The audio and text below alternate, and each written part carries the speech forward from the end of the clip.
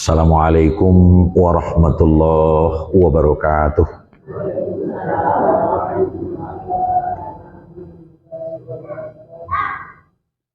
Alhamdulillahirabbil alamin. Alladzi amarna bittaqwa wal iman wal ihsan wa a'malis salih wa nahana 'anil fahsya wal munkar wan nifaq wal fusaq. Asyhadu an la ilaha illallah wahdahu la syarikalah wa asyhadu anna Muhammadan abduhu wa rasuluh la nabiyya ba'dah amma ba'd. A'udzu billahi minasy syaithanir rajim. Bismillahirrahmanirrahim. Ya ayyuhalladzina amanu athi'ullaha wa athi'ur rasul wa ulil amri minkum fa in tanaza'tum fi syai' farudduhu ilallahi war rasul in kuntum tu'minuna billahi wal yawmil akhir dzalika khairun wa ahsanu ta'wila. Shadaqallahul azim. Kaum muslimin, bapak-bapak, ibu-ibu, jamaah yang dirahmati Allah, kita mulai dengan mengucapkan kalimat thayyibah alhamdulillahirabbil alamin. Adalah sebuah kalimat yang Allah ajarkan kepada kita. Likulli rahmah, setiap kita mendapat rahmat. Dan itu adalah wujud dari kesyukuran kita. Hukum bersyukur itu dalam Islam wajib. Artinya orang yang tidak bersyukur berdosa. Yang dapat kita ucapkan ketika kita bersyukur atas rahmat itu adalah alhamdulillah. Tapi tidaklah berhenti sampai mengucapkan alhamdulillah saja. Alhamdulillah itu artinya segala puji untuk Allah. Di dalamnya terkandung ketaatan dan kepatuhan kepada yang dikehendaki oleh Allah itu. Kita laksanakan segala perintah Allah dan kita tinggalkan segala larangannya. Bukan hanya sekedar itu, tapi kita berusaha setiap saat untuk selalu dekat dengan Allah. Alatnya adalah amal-amal ibadah. Tidak hanya mengerjakan yang diperintahkan dan meninggalkan yang dilarang, tapi juga mengerjakan amal-amal sunat sebanyak-banyaknya. Tapi tentu dengan tidak mengabaikan karya-karya dan kerjaan yang bersifat dunia, ujungnya mencari makan. Karena agama juga tidak senang tinggal mencari nafkah oleh karena terus beribadah. Itu juga tidak boleh. Karena mencari makan, berusaha itu juga bagian dari perang ibadah itu sendiri. Oleh karena itu sekali lagi kita mengucapkan kalimat alhamdulillahirabbil alamin. Setidaknya saat ini kita diberikan sehat, kita diberikan kesempatan sehingga kita dapat beribadah. Kita bermohon kepada Allah senantiasa Allah melimpahkan atau mencurahkan salawat dan salam untuk Nabi kita Muhammad sallallahu alaihi wasallam. Kecil, ringan, tapi menentukan. Apa itu? Berselawat kepada Rasulullah. Karena pada hakikatnya kita adalah sedang berkompetisi dan kita sedang bertanding. Siapa yang nanti keluar sebagai pemenang? Maka yang keluar sebagai pemenang itu adalah yang paling banyak berselawat. Sebab aulan nas bi yaumal qiyamah aktsaruhum alayya shalah. Manusia yang paling pertama nanti di akhirat, aku tolong, aku bantu, aku beri syafaat, yang paling banyak berselawat kepadaku. Makanya kalau ada orang menyebutkan nama Muhammad, maka kita sambung sallallahu alaihi wasallam. Jadi jangan sampai tidak menyebutkan sallallahu alaihi wasallam. Itu adalah orang yang paling pelit, itu kata Nabi. Siapa orang yang paling pelit? Orang yang paling pelit adalah orang yang ketika orang membaca namaku, dia diam saja. Karena membaca sallallahu alaihi wasallam itu tidak membayar. Nah, makanya kita awas. Tapi Muhammad di sini adalah Muhammad Rasulullah. Kalau ada anak kita yang namanya Muhammad, tentu capek kita berselawat. Setiap manggil, makanya yang sallallahu alaihi wasallam itu sambungnya adalah Muhammad Rasulullah. Bapak dan Ibu sekalian yang saya hormati, yang menjadi kajian kita malam ini adalah kita coba untuk sedikit memberikan pembelajaran dan memberikan pendewasaan bahwa kita manusia itu oleh Allah diciptakan unik sebenarnya. Uniknya begini, kalau disebut paling kuat, maka manusia itu sesungguhnya lebih kuat dari gajah. Kenapa manusia lebih kuat dari gajah? Karena manusia itu bisa memindahkan gajah. Walaupun gajah itu juga bisa mengangkut manusia. Tapi setahu kita, gajah tidak pernah memindahkan manusia dari pulau ke pulau. Tapi kalau manusia enak saja memindahkan gajah itu dari pulau ke pulau, bahkan dari benua ke benua. Gajah tidak pernah membawa manusia berenang dalam laut, tapi justru manusia membawa gajah itu berenang berpuluh-puluh kilo, hilir laut, mudik laut. Jadi akhirnya manusia paling kuat. Tapi kalau seandainya disebut siapakah makhluk paling lemah, pilihan jatuh kepada manusia pula. Kenapa? Karena memang manusia itu adalah makhluk serba tergantung. Jadi tidak ada manusia itu yang tidak tergantung. Bahkan dalam sisi ini, manusia itu lebih lemah dari laba-laba, lawah. Nah, mari kita uji, benar apa tidak? Lawah atau laba-laba dalam bahasa Indonesianya, itu dia bisa hidup mandiri. Dia buat rumah, dia mencari makan, dia beranak pinak. Laba-laba tidak pernah perlu bantuan laba-laba lain. Ketika laba-laba itu buat rumah, maka laba-laba tidak pernah membeli kawat ke Gunung Seyo, tidak pernah membeli besi ke Hidayah.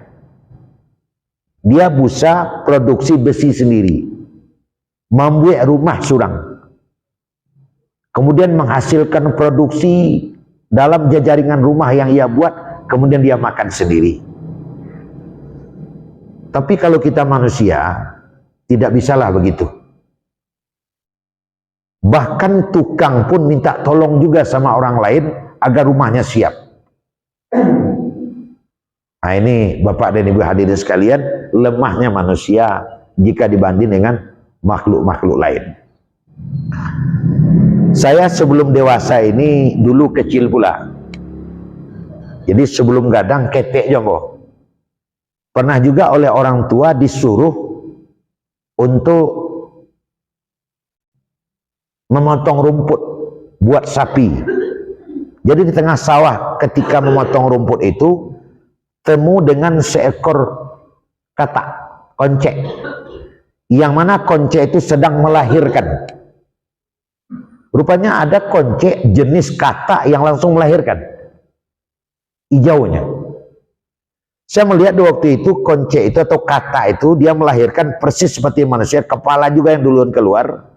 Saya pantau sampai selesai itu proses melahirkan. Ternyata seketika koncek itu sudah keluar dari induknya, anak itu koncek langsung melompat. Ketika anak itu langsung melompat, yang induknya juga melompat. Jadi satu lari ke utara, satu ke selatan. Dan saya yakin seumur-umur hidupnya nggak ketemu lagi. Apa yang kita tangkap di sini? Koncek baru lahir tidak butuh induk, tidak butuh orang lain. Coba kalau manusia, berapa lamanya manusia itu butuh kepada orang lain, kepada induk, kepada orang tuanya. Berapa lamanya itu? Menyusukan selama 2 tahun. Tidak selesai sampai di situ. Bertahun-tahun bahkan berpuluh tahun masih tergantung kepada orang tuanya. Kalau orang tuanya menceraikan dia, memisahkan dia, maka berhentilah anak itu hidup. Begitulah manusia lemahnya. Makanya Allah akui di dalam Al-Quran, atau dengan bahasa sekarang ada surat keputusannya, kecil haji itu ada SK-nya, khuliqul insanu dha'ifa. Aku telah keluarkan SK dan aku tetapkan manusia itu diciptakan dalam keadaan lemah. Jadi kalau sisi lain manusia terkuat, tapi di sisi ini manusia sangatlah lemah. Nah, Bapak Ibu hadirin sekalian, lemah manusia itu tidaklah ditinjau dari sisi itu saja, tapi manusia itu sangatlah lemah. Manusia tidak bisa hidup tanpa orang lain.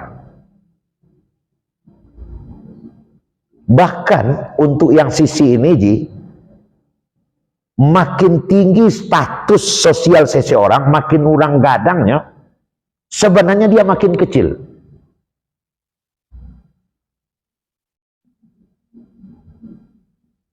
Mungkinkah Pak Jokowi itu tidak bisa nyetir? Bisa. Saya aja Kemenak bisa nyetir sendiri. Tapi oleh karena sudah Kemenak, karena nolak pejabat, tidak boleh nyetir sendiri. Harus ada yang membawa mobil kita. Harus ada yang nyetir kita. Artinya apa? Makin tinggi status sosial, makin butuh orang. Ambo, Bu, kalau bawa tos orang balantak, ambo salah. Tapi kalau supir mau bawa balantak, ambo tidak salah. Supir aja salah. Karena tidak ada seorang sopir pun yang sengaja menghantar itu. Kecelakaan namanya.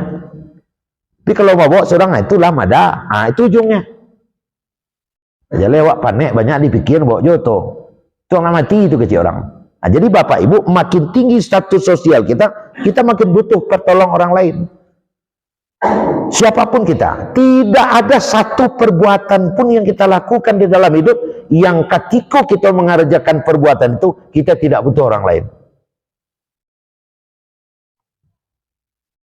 Terus sabuikan pi gak cik karajo awak ketika mengarajokan itu tidak butuh orang lain. Sabuin cik di supi kayak santiang pi. Nah. Tidak ada. Coba kita hitung. Ketika nasi sesuap masuk ke dalam perut kita, coba hitung berapa orang yang membantu kita sehingga nasi bisa ditelan. Nasi ini asalnya beras. Beras menjadi nasi perlu dimasak. Ada periuk orang yang buat. Ada api orang yang berusaha menciptakannya. Ada kompor orang yang membuatnya. Sebelum jadi beras itu ada padi itu ditumbuk, ada eler. Ada tukang jamuan.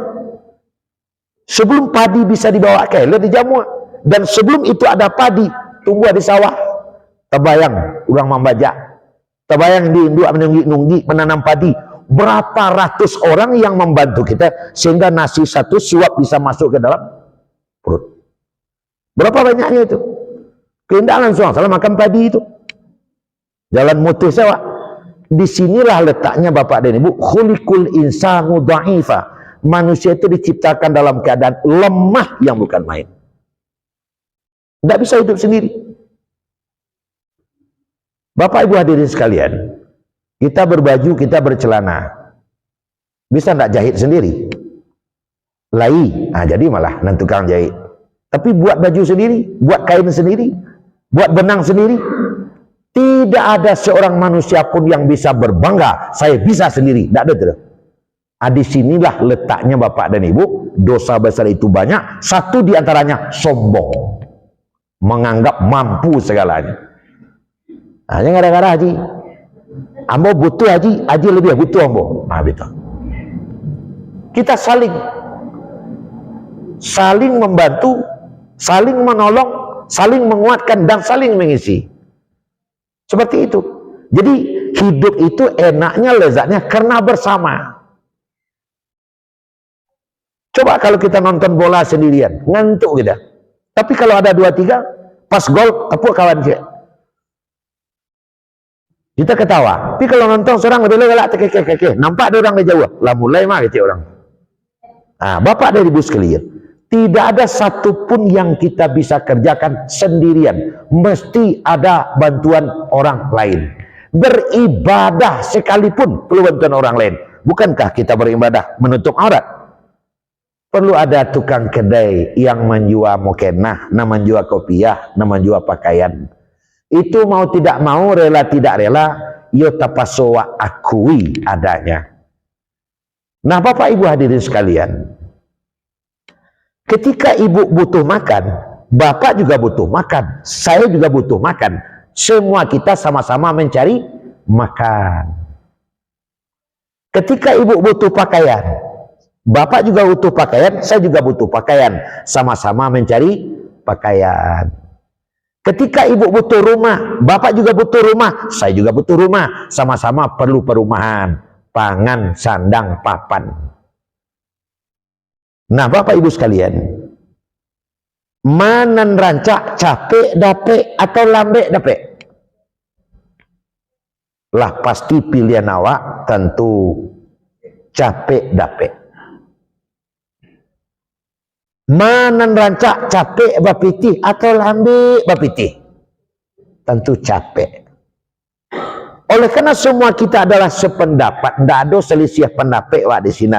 Nan mambiak kapling karajo untuk mencari duit manggale, tentu ketika menjual ingin mahal. Bagi nan membali lah pasti ingin murah. Kan begitu? Lah pasti ingin murah. Nan menjual nak mahal, nan membali nak murah. Ditanam padi bagi petani dulu 6 bulan. Lama betul menunggu padi baru panen. Berusahalah para insinyur pertanian untuk mempercepat proses panen padi. Berhasil jadi 3 bulan. Bang kalau itu rancak malah capek. Nah, hari ini sudah ada kabarnya padi 1,5 bulan. Setengah dari 3 bulan. 150, 1,5 bulan. Tapi belum diedar karena hasilnya belum maksimal. Saya yakin kalau padi itu nanti sudah diedarkan, orang kan tetap berusaha supaya padi itu bisa 75 hari. Kalau yang 75 hari lah beredar, orang pasti ingin kalau dapat tanam dia kayak hari Jumat nyavi lah. Nah, pasti seperti itu. Karena ingin lebih cepat. Dan itu dibuat oleh orang bapak dan ibu. Kenapa orang melakukan hal-hal yang seperti itu? Karena manusia ingin instan. Kalau bisa dipercepat, kenapa harus diperlambat? Saya suak nanya haji 2 tahun baru sampai pulang balik. Sudah itu 1 tahun, sudah itu 6 bulan, sudah itu 3 bulan, kini waranya sampai 10 hari. Dulu juga kapalawi ada nikah bagai rete pesawat tuh, pulang berdua. Pai berdua lah pulang ada 3 orang nak cik. Celilah baca lah sejarah buku Hamka. Terjadi nikah di atas kapal lama ame, dijadian teh kapal tu le. Atau di Indiang di kain panjang. Selesai barang tu. Itu yang terjadi. Tapi sekarang berapa lamanya naik haji? 10 hari pulang balik. Ingin lebih cepat lagi. Coba nanti kalau memang benar 2024. Kalau sekarang dari BIM ke Jeddah 9 jam, nanti kalau memang pesawat itu sudah dioperasionalkan, dari BIM ke Jeddah hanya 4 jam. Saya dah leh. Cokile ale rete kile. Itu lagi nganggo kemangango. Dikit orang. Coba bayangkan, manusia ingin cepat. Nah, Bapak Ibu, kalau Bapak punya pikiran ingin cepat, Ibu ya Allah, ambo ya Allah, seluruh kita ya Allah. Cobalah bayangkan, kalau di dalam hidup tidak ada aturan, apa yang terjadi? Kalau tidak ada aturan, coba malin, kalau tidak ada aturan, nan capek mendapat, nan lambe ketinggalan. Kalau tidak ada aturan, Sulit kita membayangkan kalau tidak ada aturan. Di pasar ada kedai-kedai yang banyak, ada yang strategis, ada yang setengah strategis, ada yang tersuruh kau jual. Kalau tidak ada aturan, pasti terjadi perkelahian memperebutkan tempat lokasi yang strategis. Kalau tidak ada sistem tiket, barangkali sehari mati orang dia tiket tu. Berapa mah? Coba bayangkan kalau tidak ada aturan. Maka perlulah dalam hidup itu ada aturan. Kalau dalam bahasa Al-Qur'annya, Allah mengirimkan agama. Agama adalah lisalamatin nas wa sa'adatihim. Untuk membahagiakan manusia dengan aturan-aturan yang diberikan oleh Allah. Oh manggaleh wak ko aturan. Oh batani wak ko aturan. Oh bergerak di bidang jasa wak makan upah bantu ambo wak ko aturan. Coba kalau tidak ada aturan, nambagak bakuaso, nalamahnya di mangso. Macam contohnya buya, cari harimau di hutan, cari baru di ayam mencua. Oleh karena itu kita tidak bisa lari dari aturan. Nah, kalau ada aturan harus ada yang menegakkan aturan. Artinya apa? Karena kita adalah makhluk lemah, kita tergantung kepada manusia lain. Makoidui bakorong bakampuang banagari tidak bisa dihilangkan. Artinya apa? Kita tidak bisa menafikan harus bernegara. Sistem di dalam suatu negara harus ada dan Islam membawa itu. Makanya berkepemimpinan di dalam Islam adalah keniscayaan. Nah, Bapak Ibu sekalian, makanya ayat yang saya baca tadi, ya ayyuhalladzina amanu, hai orang-orang yang beriman. Nah, ini kita merasa kena panggil semua ini. Ati'u Allah wa ati'ur Rasul. Taatilah Allah dan taatilah Rasul. Ayatnya ndak sekudung sampai di situ. Untuk mentaati Allah dan Rasul perlu masjid. Perlu ada mikrofon pemanggil orang sembahyang, perlu ada imam. Untuk mentaati Allah dan Rasul perlu ada sistem, perlu ada aturan. Kalau tidak ada aturan akan sembraut. Mendirikan masjid saja ada aturan. Kalau tidak tiap rumah tiap masjid. Kalau tidak pandai-pandai masjid bisa membawa pecah. Masjid yang rancak, masjid dan buruk, masjid dan rancak, masjid yang buruk. Itu jadinya. Maka ada aturan. Peraturan mendirikan masjid biizni ra'si qaryah, dengan izin kepala kampung. Kalau awak di Padang Panjang, izin wali kota. Rekomendasi Kemenak tu ambo. Nang kini ada aturannya. Kenapa harus ada aturan? Jadi apa ibu bahagia? Lah mulai aku. Ada aturan. Maka perlulah bakorong bakampuang. Enggak bisa wailakan. Dalam sistem seperti inilah Bapak dan Ibu, 2024 kita akan memilih pemimpin yang mengambil sikap golput berdosa. Tidak bisa dilakukan. Allah memerintahkan wa ulil amri minkum. Di waktu ijtima ulama tahun 2009 di Padang Panjang diputuskan golput mengarah kepada dosa. Kenapa demikian? Karena itu perintah Allah. Tidak mungkin kita hidup tidak berkepemimpinan.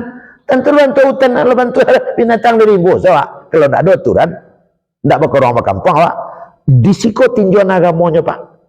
Bahkan Nabi kita memerintahkan bertiga saja kau berjalan, tunjuk tuan surang. Bertiga saja. Namun hanya bertiga nak jadi ketua, ketiganya bertinju kesudahnya. Sedangkan berdua saya kami berjalan di haji kau harus duluan. Haji dulu tombo. Tidak sama dulu lah. Ada cakap jadinya tiba tumi mau muncul lagi. Harus ada aturan. Nah, di sekolah letaknya apa? Ambo sengaja menyampaikan ke jamaah ambo, jangan sampai mengambil sip golput. Tidak satu. Kan ada orang yang mengambil sikap tidak ikut saja. 2014, 2019. Itu banyak yang tidak satu itu merasa tidak berdosa saja. Yang paling berbahaya, wak tidak satu dah. Tapi wak hidup di negeri itu memanfaatkan. Kalau di kampung, kalau di kabupaten kan ada wali negari. Awak nak satu beli wali negari dah. Tapi ketika wali negari itu memagi nasi bungkus, awak paling dulu tiba, tak masuknya. Tak masuknya. Jadi bapak dan ibu, apakah memilih pemimpin itu ada kaitannya dengan solat? Ada. Ada kaitannya dengan solat. Apa kaitannya? Kalau yang memimpin itu benar, negari aman, negari adem, solat jadi khusyuk. Coba bayangkan bapak ibu bantu adun sanak kita di Palestina gini. Ini kemungkinan khusyuk solat tuh. Alun kemana letang, lu ngopi kecilnya. Kan paralu negari itu. Nggak bisa, nggak. Sedangkan baru saja dia yang mancu ada ketua. Namanya ketua baru. Ada lo sistem pemilihannya tuh. Batu baca kak saja siapa bagaknya ketua. Nah begitu. Jadi bapak ibu hadirin sekalian, dalam konteks koko, ambo sampaikan kalau kita nambah samo, maka berkepemimpinan itu di dalam Islam satu keniscayaan. Maka memilih pemimpin wajib. Kalau tidak satu, berdosa. Nah, bagaimana kalau seandainya ada alasan sakit segala macam? Iya, kalau itu tentu Allah lebih tahu. Allah lebih tahu. Nah, kan begitu. Dan masalah dewa kini dengan rasa kesengajaan tak malah tidak satu salah menganggap tidak masalah. Makanya nanti kita luangkan waktu batu-batu awak. Nah, Bapak Ibu sekalian, di sini jelas disampaikan, ya ayyuhalladzina amanu ati'allaha wa ati'ur rasul wa ulil amri minkum. Hai orang-orang yang beriman, taatilah Allah dan taatilah Rasul dan yang memerintah kamu. Kan jaleh itu. Minkum itu artinya yang memerintah dari kamu, tentu berasalkan awak pilih. Ada beberapa yang awak malum ni siko. Yang pertama bu, ketika Allah ada ati'unya. Ketika Rasul ada ati'unya. Sehingga berbunyi ati'ullah wa ati'ur Rasul. Tapi ketika ulil amri tidak ada ati'unya dah. Langsung saja ati'ullah wa ati'ur Rasul wa ulil amri minkum. Ini menjadi bahan oleh ahli tafsir. Kan tidak ada dah ati'ullah wa ati'ur Rasul wa ati'u ulil amri minkum. Tidak ada itu dah. Nah artinya apa?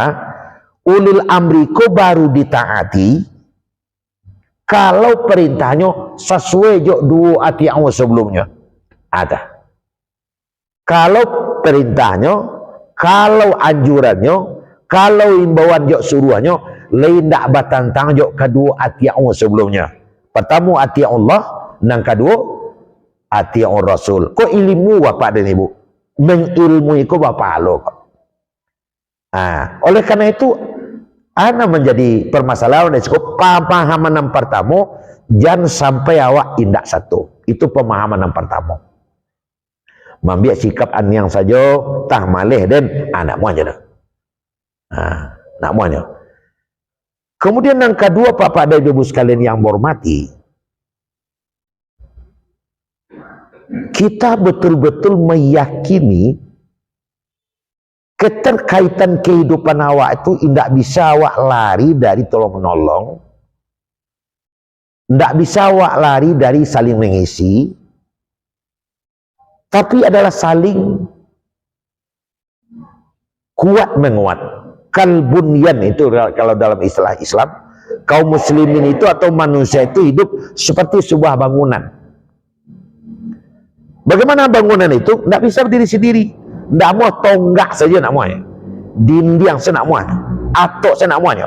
Tapi sebuah bangunan yang kuat, di mana saling menguatkan, berdirilah sebuah bangunan yang kokoh. Nah, seperti itu. Makanya tonggak harus sadar jangan merendahkan fungsi dinding. Dinding harus sadar jangan memperketek tonggak. Contoh, kecil atau pokoknya dalam bangunan ini yang paling berjasa saya, kecil atau kalaulah tidak karena saya datang hujan, kalian kena hujan. Datang panas, kalian kena panas. Pokoknya di sini saya yang paling berjasa, kecil atau Ada batuk-batuk ketek bunyi bentuk tadi tu keceknya. Siapa batuk paku? Mana tu paku? Yo, dia atuk mengecek saya yang paling berjasa tadi gak tibu ti kami. Kecek paku. Baka tibu tiang. Ya kalau ndak dek kami tibu angin kan tercampak kalian tu. Yo baru sadar dan sawananya kalau dikaji tok kejadian. Kami bangsa paku inilah yang paling berjasa. Adik berkecik dah paling berjasa, terangah lo dia lahir. Ku, apa? Tadi itu culang lihat. Bahasa awaknya. Yo, kalau ndak dek paku, kalau tidak oleh kena kelompok kami, tentu atau terbang. Tu yo, nan terakhir culang balik. Kami yang paling berjasa. Kan itu tadi, yo. Itu gak tersinggung dan tu kecil lahir. Coba bertanya ke tiang paku. Di siang tabanam. Coba jawab kecil. Dek garang-garang lama nan sakit dan dia jalan. Bara pungguang nan tabuat dia. Cuang tanya ke seluruh kawan-kawan yang ada di siko. Pungguang siang yang paling banyak dicuak paku. Lahir. Kami tu mah. Kami yang paling berjasa oleh jalan. Karena kami nak paling majasuwa di hari yang jelek paran. Hei, dia kasau. Hei, dia kasau. Batu sau. Akhirnya itu salah lahir. Uang di mana tekan tuang jang. Berapa banyaknya kami kasau juga. Jangan lupa lah jaso kami. Kami lo nama jaso. Mana kami lo nama jaso. Tentulah tabatu lo paran. Aja ngecek lah. Kalian di kami tergantung sama kecik paran. Ale boh dia teh. Boh. Dia kadang dia tunggak. Aja makak je lah kabarean kami lebar hari aja. Dan sampai rumah korun tua kami kabarean. Makanya kami disebut dengan tiang.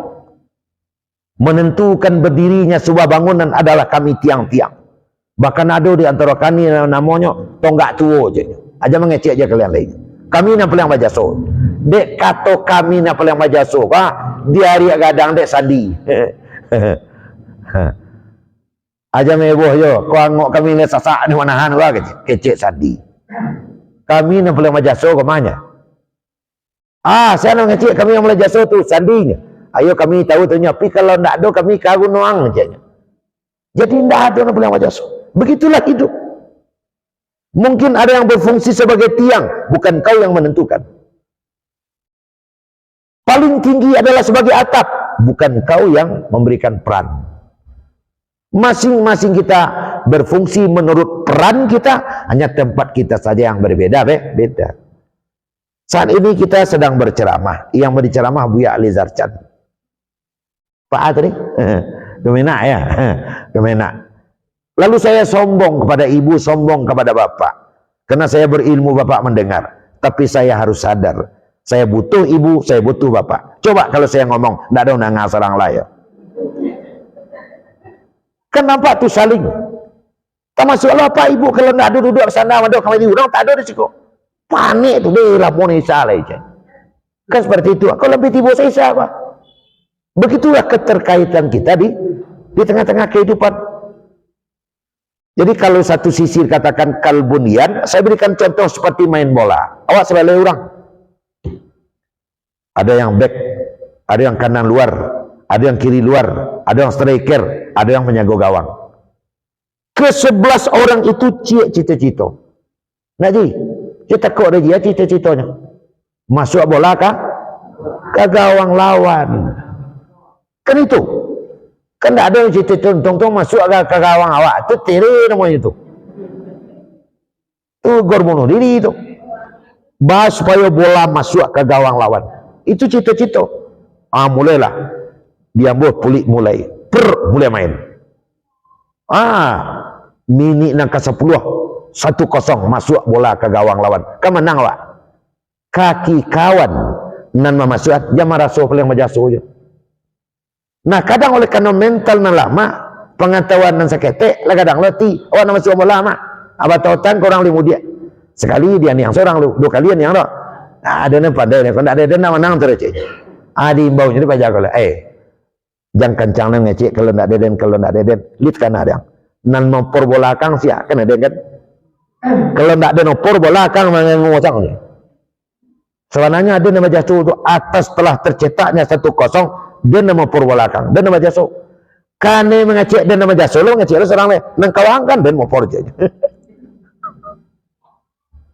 Bohnya diariannya dikipter, kalau ada ragu bola ke tengah, alang-alang sekalian gitu. Jadi semuanya perangnya sama. Perangnya sama. Hidup ini banyak banyak ribui, kusik tak kunyang selesai, karuah tak kunyang jania. Dek marah suawak nampak liang bajaso.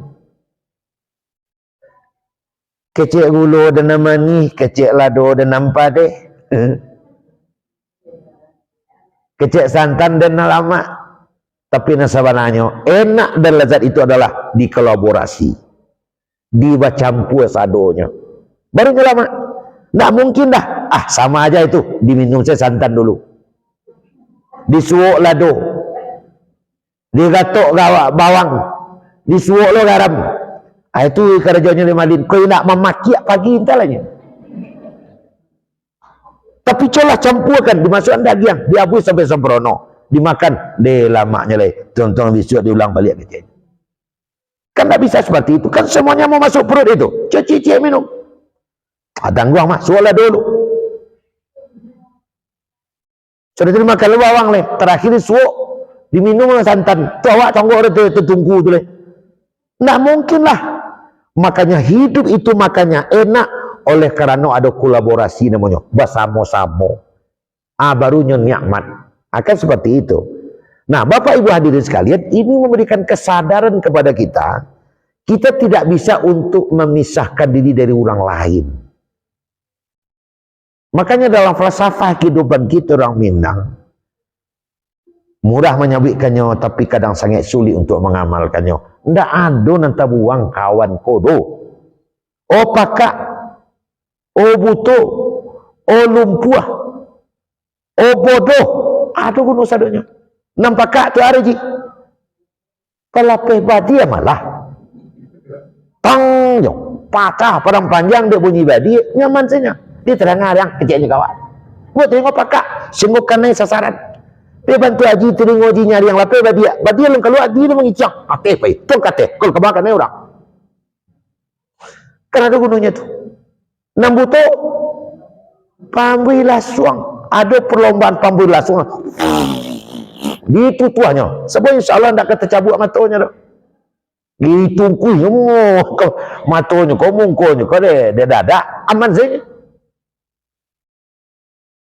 kan aku nanya sebodoh bodoh untuk akhir dah suruh beli rokok, beli minyak tanah, beli garam dia satu kincang pagi itu. Habis itu tanya buku, beli garam, beli buku cik. Kau nak Bu Yalizar sudah beli garam, mamanya kau. Aduh gunungnya sadonya, selumpuh apa ya?